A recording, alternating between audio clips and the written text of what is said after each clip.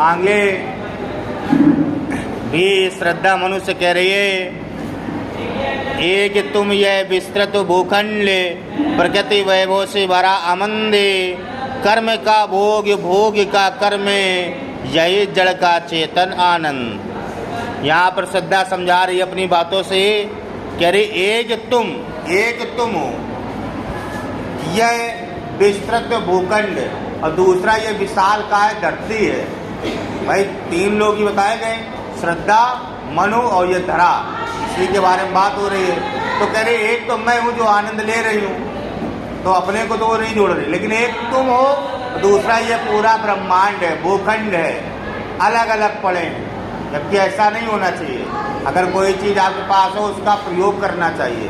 तो यहाँ पर वही समझाना चाह रही है, एक तुम यह विस्तृत भूखंड, एक तुम हो और एक ये पूरी प्रकृति पड़ी हुई है, प्रकृति वैभव से भरा आनंद। ये जो प्रकृति है ये वैभव से भरी है, हर चीज यहाँ उपस्थित है जिसका आप प्रयोग कर सकते हैं। तो श्रद्धा का कहने का मतलब ये है, ये तुम हो और ये प्रकृति है जो हर चीज से वैभव से साज सज्जा से भरी हुई है। जो आपको आवश्यकता है, उठो इस वैभव को ग्रहण करो। जब आप और हम ही हैं तो आप क्यों नहीं इस वैभव को ग्रहण कर रहे हो? उठो इस वैभव को ग्रहण करो, प्रकृति के अंदर जो चीजें उनका प्रयोग करो। क्यों?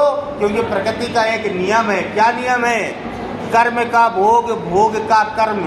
व्यक्ति को कर्म करते रहना चाहिए, फल की इच्छा नहीं करनी चाहिए। कर्म का भोग। आप अगर ये कर्म करो कि हम आज पढ़ लें और कल को हम फर्स्ट डिवीजन आएंगे, आपको ये फल पता है? ऐसा नहीं है। फर्स्ट डिवीजन आएंगे इसके लिए आपको कर्म करना पड़ेगा, ये इसका डिफिनेशन है। ये तो भविष्य में छिपाना क्या होगा भाई? कर्म का भोग, जो कर्म का फल है वो मिलेगा उतना ही जितना आपने कर्म किया।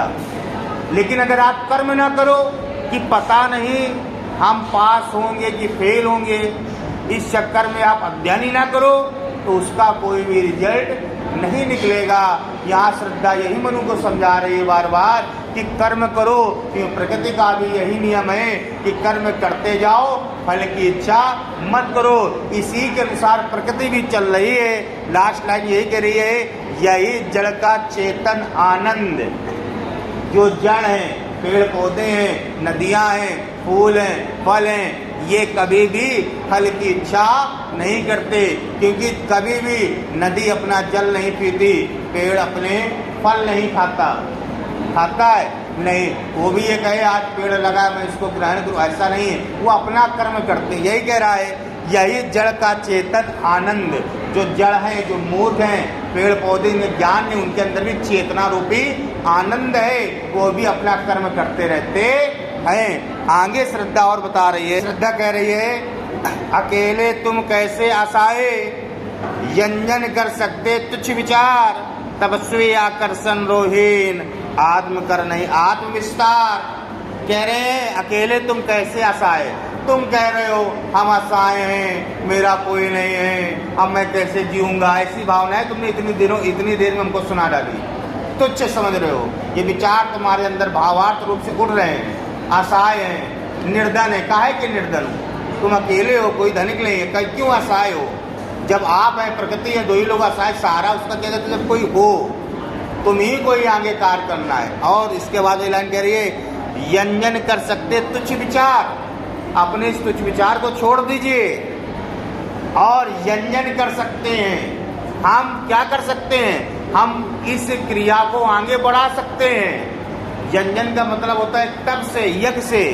हम यज्ञ कर सकते हैं और यज्ञ हमेशा अकेले नहीं किया जाता है। एक गृहस्थ जीवन में रहने वाले व्यक्ति को एक दिन में 5 यज्ञ करने होते हैं। पता नहीं है, इसके बारे में आगे बताएंगे, लेकिन 5 यज्ञ। एक तो यज्ञ यही है। और गृहस्थ जीवन में रहने वाले जो व्यक्ति होते हैं वो कभी भी यज्ञ अकेले नहीं करते हैं, मतलब पति पत्नी दोनों को करना होता है।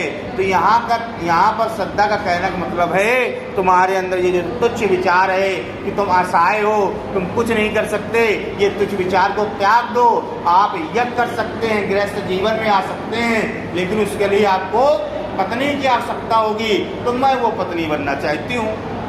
बात ये है, अगर आप चाहें तो आप मेरे को साथ में रख सकते हैं। तपस्वी आकर्षण रोहीन, तपस्वी वो नहीं जो स्वयं के लिए सोचे, आकर्षण से हीन हो जाओ, आकर्षण छोड़ दीजिए। कर सके नहीं आत्म विस्तार, तुम अपने अंदर जो तुम्हारे अंदर स्वयं केंद्रीय है उसको तुमने स्वयं के अंदर ही बना रखा है, तुमने आत्म विस्तार नहीं किया। जबकि जो तपस्वी होते हैं वो आत्म विस्तारवादी होते हैं, वो दूसरों का भला चाहते हैं, दूसरों की इच्छा करते हैं, पर केंद्रित होते हैं, स्वयं केंद्रित नहीं होते। तपस्वी कभी अपने लिए नहीं सोचता। यहाँ पर यही श्रद्धा का कहने का मतलब है कि आप अपने लिए मत सोचो, पर श्रेष्ठा बनो। जब आप और हम यज्ञ करेंगे तो प्रकृति का भी भला होगा और वंश में भी वृद्धियाँ होंगी। तो यहाँ पर क्या होगा, प्रकृति के में और भी रहने वाले व्यक्ति उत्पन्न होंगे। ऐसा श्रद्धा उनको बताना चाह रही है। रिवीजन